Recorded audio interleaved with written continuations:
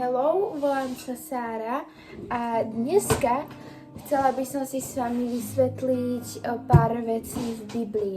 No, takže už som si vás takto nastavila, takže vlastne toto je Biblia. Biblia sa dá kúpiť aj v knihkupectve, v nejakom antikvariáte alebo aj na internete, aj v nejakých sekáčoch niekedy aj býva Biblia, takých tých starých. A Biblia je vlastne Božie slovo. Z Božieho slova sa s ním rozprávate, učíte a premýšľate nad tým. Sú tam rôzne verše, je tam Genesis, sú tam žalmy, sú tam podľa Izajaša, sú tam podľa Matúša, Jána, všetko to tam je. Tuto je nový a starý zákon. Áno, Biblia má nový aj starý zákon. Keď si objednáte nový zákon, tak by bolo aj dobre si prečítať aj starý, lebo keď máte starý, máte nový, tak máte všetko už v tých bunkách a všetko v tej mysli, čo potrebujete vedieť o Bohu. A dneska si ideme čítať 13. Genesis, 1. Mojžišova kniha, 13. kapitola. Rozchod Lóta s Abrámom. Odišiel teda Abrám z Egypta so svojou ženou i so všetkými, čo mal, do Negevu. Bol s ním aj Lót. Abrám bol veľmi bohatý, mal stáda, striebro a zlato. Potom pokračoval v ceste z miesta na miesto, od Negevu až k Bételu. Až na miesto medzi Bételom a Ajom, kde mal predtým svoj stan, kde predtým postavil oltár a vyzýval meno Hospodina. Meno Hospodina, čiže meno Boha, lebo Hospodín je Hospodín Boh. Aj Lót, ktorý žil s Abrámom, mal ovce, dobytok a stany. Krajina však nestačila na to, aby mohli bývať spolu. Majetku mali toľko, že už nemohli zostať pri sebe. Medzi pastiermi Abrámových stád a pastiermi Lótových stád vznikol spor. V tom čase bývali v krajine Kanánčania a Perizei. Preto Abrám povedal Lótovi: Nech nie je rozboj medzi nami, medzi mojimi pastiermi a tvojimi pastiermi, veď sme bratia. Či nie je pred tebou celá krajina? Preto ťa prosím, oddiel sa odo mňa. Ak pôjdeš naľavo, ja pôjdem napravo. Ak si vyberieš pravú stranu, ja si zoberiem ľavú. Lót sa rozhliadol a videl, že celé okolie Jordána až po Coár je zavlažované ako Hospodinova záhrada a ako Egypt. To bolo predtým, ako Hospodin zničil Sodomu a Gomoru. Preto si Lót vybral celé okolie Jordána a odišiel na východ. Takto sa oddelili na jeden od druhého. Abram býval v krajine Kanán, Lót sa zdržiaval v mestách okolia a prenášal svoje stany až po Sodomu. Sodomčania boli zlí a veľmi hrešili proti Hospodinovi. Keď sa Lót od neho oddelil, Hospodín povedal Abramovi: Rozhliadni sa z mesta, na ktorom si teraz, pozri na sever i na juh, na východ i na západ. Celú krajinu, ktorú vidíš, dám tebe a tvojmu potomstvu na veky. Rozmnožím tvoje potomstvo a bude ho ako prachu zeme. Ak niekto bude môcť spočítať prach zeme, potom spočíta aj tvoje potomstvo. Vstaň a prejdi krajinu po dĺžke a šírke, lebo ti ju dávam. Abram vzal svoj stan a odišiel bývať k Mamrého dubom, ktoré sú v Hebróne, a postavil tam oltár Hospodinovi. Dobre, čiže prečítali sme si 13. kapitolu Genesis, 1. Mojžišova kniha, a vlastne mňa to moc je, že nelákalo, ale bola som taká, že čo. Ale viete, ktorý versia zvýrazním? 14. verš. Keď sa Lót od neho oddelil, Hospodin povedal Abramovi: Rozhliadni sa z mesta, na ktorom si teraz. Pozri sa na sever i na juh, na východ i na západ. Aj potom 15. verš. Celú krajinu, ktorú vidíš, dám tebe a tvojmu potomstvu na veky. Tak, mám zvýraznené. Takže dneska sme si pekne prečítali toto. Vlastne teda Hospodin je teda Hospodin Boh. Čiže Boh. Nazývali ho Hospodin. Nazýval sa Hospodin. A vlastne on, tak to poviem, aj tuto v Genesis 1. kapitola, 1. verš, na počiatku stvoril Boh nebo a zem. A on vlastne povedal, nech je svetlo, a bolo svetlo, a on vedel, že to je dobré. Povedal, nech sa stvoria stromy, vody, a on vedel, že to je dobré. Trvalo tomu nejako týždeň a zem bola celá vytvorená. Potom vytvoril Adama a Evu A tí boli nahovorení hadom. Takže vlastne veľa teórií je, že my sme boli vytvorení z opíc, a neviem z čoho všetkého, ale ja samostatne verím, že ja som bola vytvorená z Adama a Evy. A vlastne preto sa aj hovorí, že nemôže sa ľudia intimne rozmnožovať ešte pred svadbou, pred manželstvom, pretože my sme vlastne považovaní ako bratia a sestry.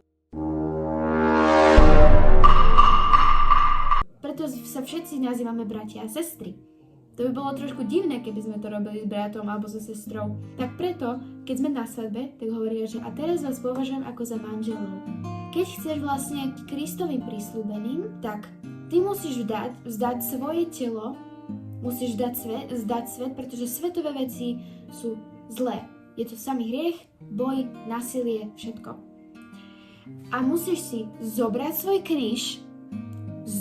kríž a ísť cestou, kde ťa Boh navedie. Keď ťa bude lákať, že... Akože ja by som išla na tú oslavu, ale išla by som si vypiť trochu.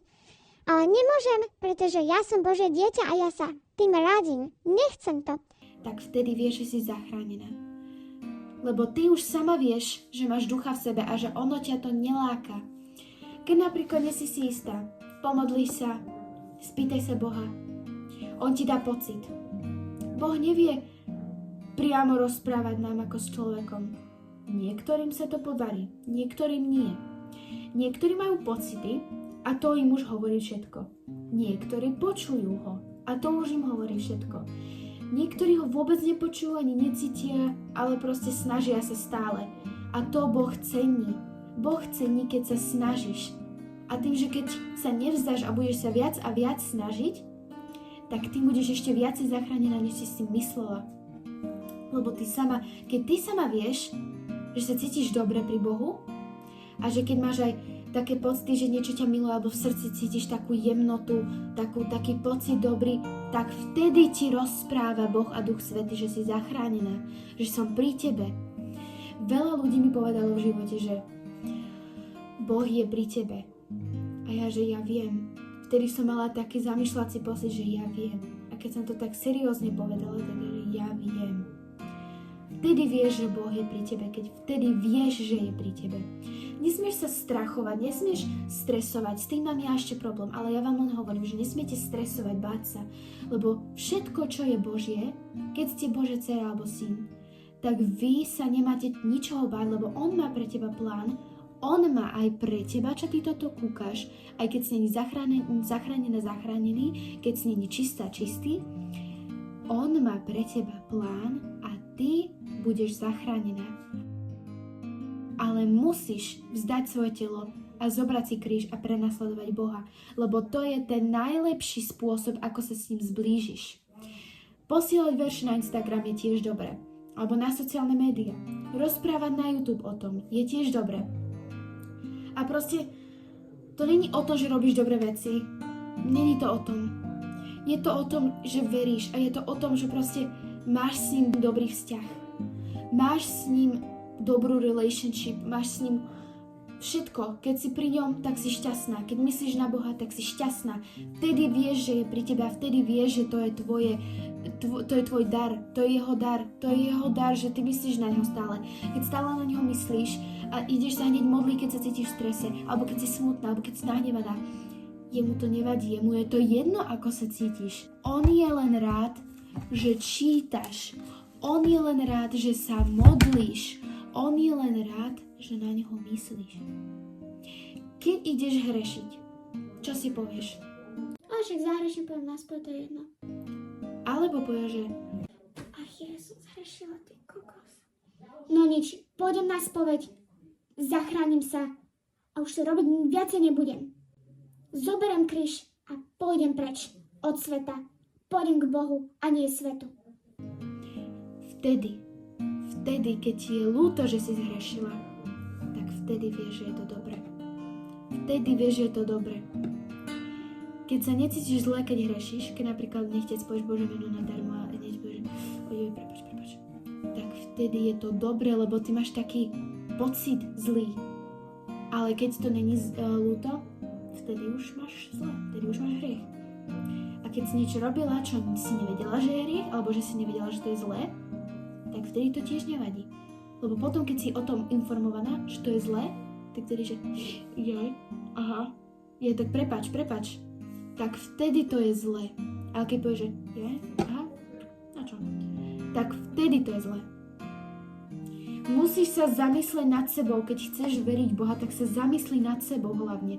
Nájdi si seba a on pomodlí sa pri posteli na zemi, keď si na prechádzke, hlavne buď sama a v súkromí.